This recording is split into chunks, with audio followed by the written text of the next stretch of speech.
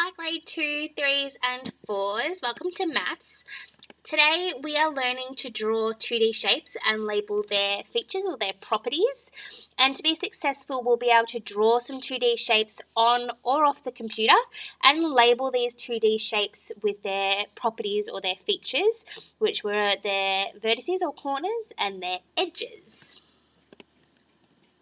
So when we're drawing 2D shapes, whether we're using a computer or not, we need to be really mindful of the properties that those 2D shapes have. So if we think about one of our common shapes is a square, I'm going to show you how I would do that on the computer.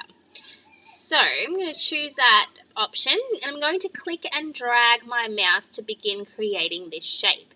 Now, I know that the properties of a square are that there are 4 vertices or corners, 4 equal edges, and that's a really important part to be mindful of, that the edges of a square are equal. So, just from looking with my eyes here, I can sort of see that the edges are equal. But if I were to stretch one way or the other a little bit more, you can see that the shape can change. So it's no longer a square with equal edges. It can be a rectangle with 2 edges that are equal to the other 2.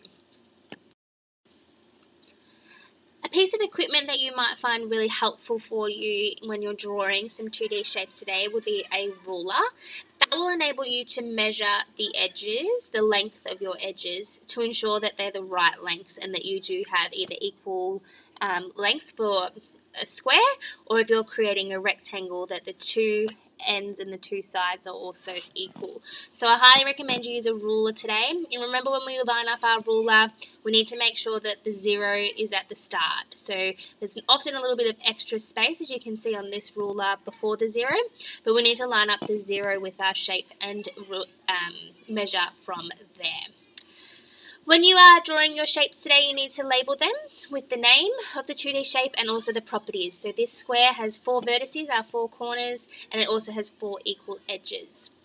I'll just quickly show you again how I got to draw the shape. So you go to the insert section on a Word document, you go down to shapes, and then you have a range of shapes here. We're working with 2D shapes today, so trying to stick within those. We'll be exploring 3D shapes a little bit further on in the week. So have a look at your basic shapes and try and use the shapes that you know the names of.